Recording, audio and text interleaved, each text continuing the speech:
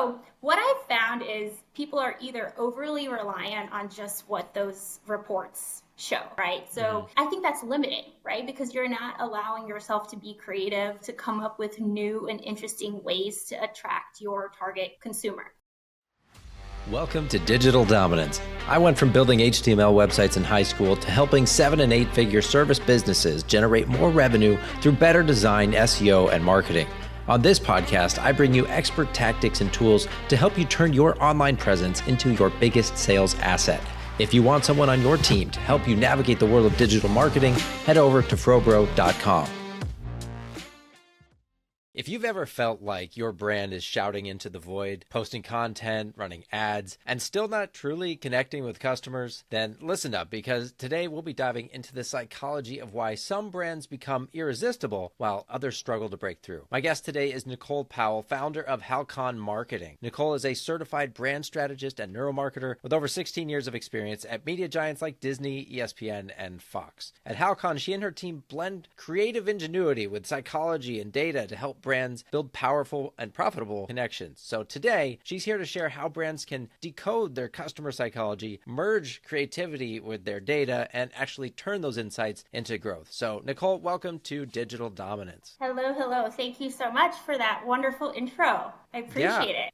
I'm excited for our conversation, and I really like this concept of merging creativity and data. So I want to know, tell us, what does that actually look like in the day-to-day for a business owner? Sure. So what I've found is people are either overly reliant on just what those reports show, right? So I think that's limiting, right? Because you're not allowing yourself to be creative, to come up with new and interesting ways to attract your target consumer. So I get this question a lot, like, how many brands have you worked with in this particular industry? And that's kind of how they judge, right? Well, you've worked with 50 of people that sell apples, so you must do great things, right? So what I mean by kind of blending both worlds is really enabling us to, yes, take a look at the metrics. Where are people coming from? What messaging is resonating? What ads are resonating? But not solely rely on that, and literally take a step back and say, okay, how can we learn from the orange industry or the candy industry? Like, what cool things are they doing? And really allowing ourselves to just be free and to come up with ideas and experiment and test those ideas, and not solely focus on what last month's report told us, and not allowing ourselves to think bigger. Okay, so now hearing this, I'm sure there's people at home. There's the creative side and there's the analytical side, right? And the creative people are like, I don't like looking at the data. And then the analytical folks are like, you can't just, do what you want with the data. The data's the data, right? So how do you convince someone who's in either the purely creative or purely analytical that they kind of need the other side to really grow? Sure. Well, if I'm talking to, everyone, my team consists of these individuals. And that's where we all play on each other's strengths, right? So there's always someone to counteract what the other person is saying. But if I'm talking to someone who's solely creative, you got to look at actuals, like you got to look at real-time insights, because otherwise you're literally wasting your money if you're not looking at what's actually working. But then when I'm talking to, the folks that are strictly like numbers, this is what the report is saying, I kind of pull out references of, if this person didn't experiment, or if this brand didn't experiment with this wouldn't have ever happened, right? Like, if they didn't try this kind of messaging, this would never happen. And also, if you don't try it, you're never going to know if it works, right? So you're kind of just regurgitating and redoing the same thing over and over, but you have to allocate some budget, you have to allocate some resources to experimentation. Otherwise, you're not going to know if you're missing out on that one big campaign or one big creative idea that you just haven't thought of yet. Right. So you're not saying like, okay, creative people, you have to become an analyst now and vice versa. It's like, because that's not really going to happen. Never. Oh, no. It's a combination of all of those things. So when I create my teams, or I look for folks to join the team, there's all those tests, the disc, all those things. But ultimately, I want to come up with a good blend of folks that challenges each other, right? And I think that's what makes a successful team. And if I lean too heavily one way or lean too heavily on the other way, I think we're missing out on that secret sauce that's in the middle, which I think is that mix of all of those different components. Yeah. And I think it's not about becoming the other type of person. It's about accepting that the other person has something of value to bring, even though it's not your most valued thing, like trusting that. So yeah, tell us more about how you make that work, when you are so different. Sure. So, for example, if we have a client, we have one client right now, we do commercials for them, we do billboards for them, we do like paid digital advertising, right? Meta, Google, all of those things. So, obviously, certain tactics yield better reporting, which is, I'm sure everyone out there who's in marketing knows that, right? So you can get impressions, all that fun stuff. So we kind of take a look at those analytics and say, okay, what are these things telling us? Like, what are people gravitating towards, right? But on the other side, we always have these brainstorming sessions where we all just kind of throw out whatever ideas come out and figure out what makes the most sense. So it's really important for me. Yes, there's account teams, yes, all of those things that you're used to at an agency level, but I think it's really integral to have those brainstorming sessions so that those folks who are in charge of the paid advertising, who have those metrics to share, we can lean on that. But those folks that are like really excited to design the next big billboard can also share kind of their creative ideas, and getting the right people in the right spaces. I think there's an over reliance on we're specialists and we have to like work in different silos, but I'm a huge advocate of getting everyone in the same room and just talking, which I think is lacking in a lot of ways. Okay. And I mean, this whole thing makes me think of Walt and Roy Disney, right? They're kind of a perfect pairing with Walt was the creative one. Roy was the numbers guy, the financial. He made the stuff happen. So he was able to take Walt's ideas and be like, okay, here's what we can actually do or how we can make it work. So it's kind of like that. So we have a neuroscientist on our team as well. She kind of consults with me because although I love learning about the brain, I don't know enough about it and don't have access to everything that's out there. So it's nice to kind of hear her scientific take. And she always says, like, when she listens to us kind of brainstorming, because her world's totally different, right? Like, she does studies, she like writes all these things. It's very like sciencey.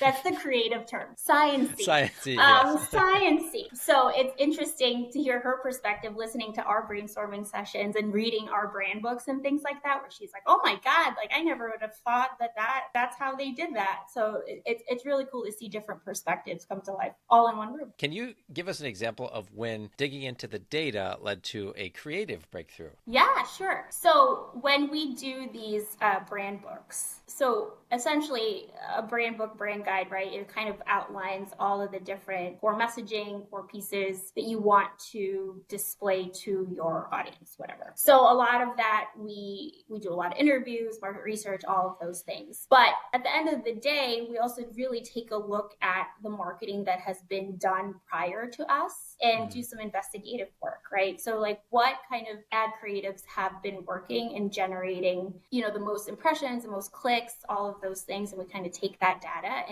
and look at it. So up to that point, I think they were always using that same creative over and over. Like it was getting like stale, as I'm soon everyone notices. But then when you take a look at it, and we kind of dug a little bit deeper and took that into our interviews and say, okay, why does this male, I don't want to get too detailed into what this guy does, but let's just put it this way. Like a lot of women were clicking ads that were centered on like the male experience of this particular medical process. Let's just put it that way. So let's just put it that way. So once we kind of like dug deeper and used those insights as to why the heck is this happening, and we took it back to our interviews and our focus groups and asked more questions, we came to find out that this story, this narrative, and the male experience, how it pertains to the marriage, the dynamic, was actually a really strong messaging. So then we take that and then we redo all the advertising that was originally like kind of doing fairly well. And we saw all of our numbers and also conversions increase because we saw that actual narrative that we totally missed out on was actually resonating. So it was kind of a circular process where we got insights from what ads were actually working, and then we built it out into a bigger brand story, which then influenced the ads that actually went out. So that's typically how it works, but I hope that answered your question.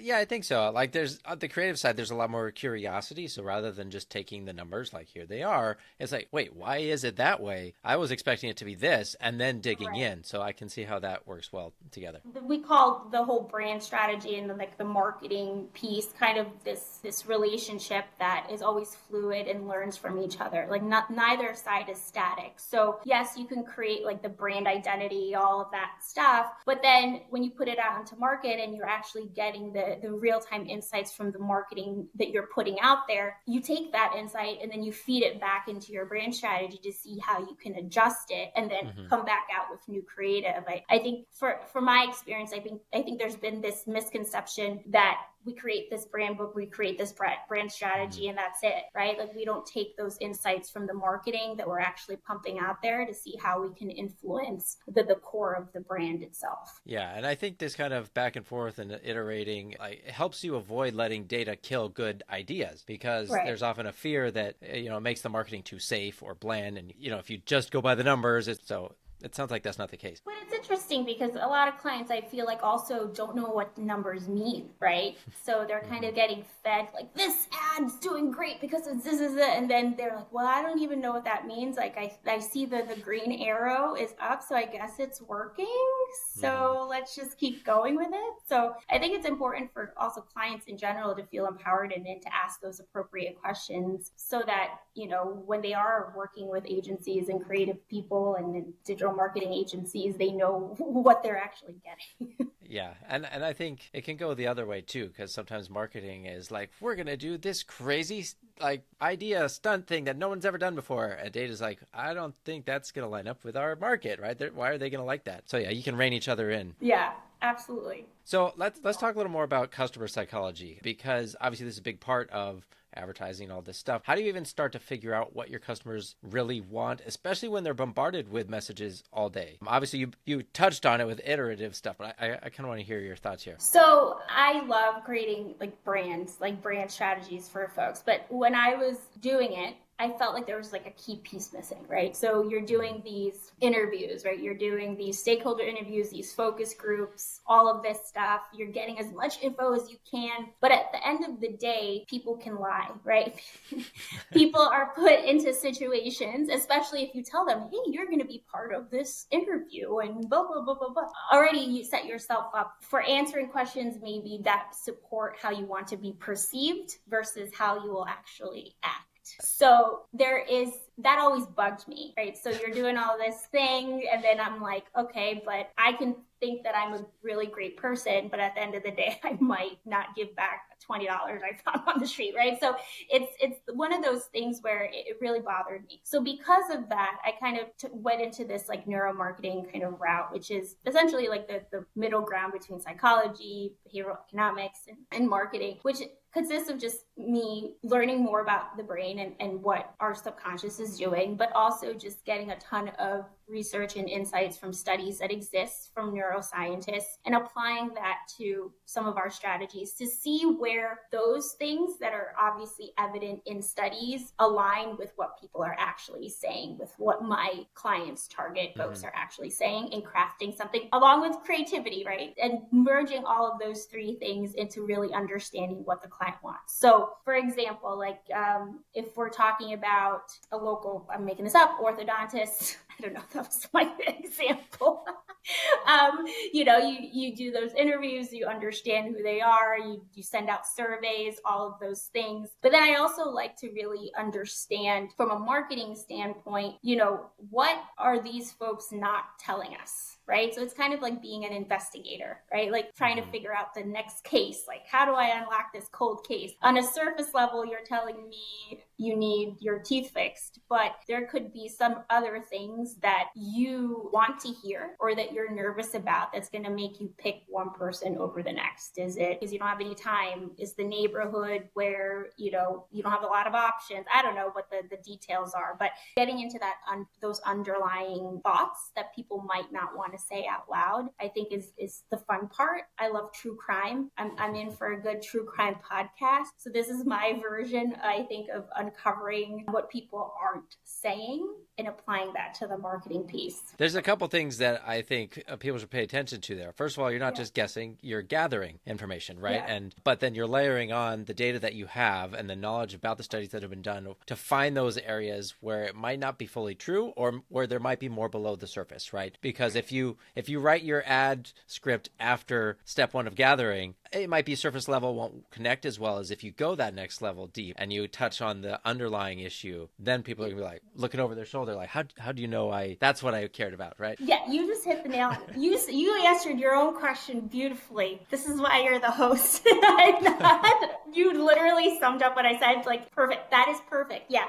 Sometimes what I see a lot of clients that come to us, like when they're trying to see who they want to work with next, like one of their biggest complaints is like, oh my God, we spend all of this money, an ad or whatever, and we're getting all these great reports that things are going really well, but we don't see any new bookings. Like people are coming to us, but we're not seeing conversions, right? So usually what I tell them is, okay, what are you actually saying? Like what is the content? Like what is the meat, right? And then they're like, well, we're saying this. And then we're like, well, I actually think maybe we should take a step back and do the gathering and really understand who we're talking to. Because sure, you could put, $50,000 on a campaign, but if whatever you're pushing out there isn't resonating because you don't know what is resonating, then it's like a waste, right? And the biggest argument or pushback I get is after a brand strategy is done, you're not getting anything, right? There's no report. There's no like, oh, I just locked in 5 more clients because of your wonderful deck that you presented, right? So it could be a hard sell. Like you have to really trust the process and see the results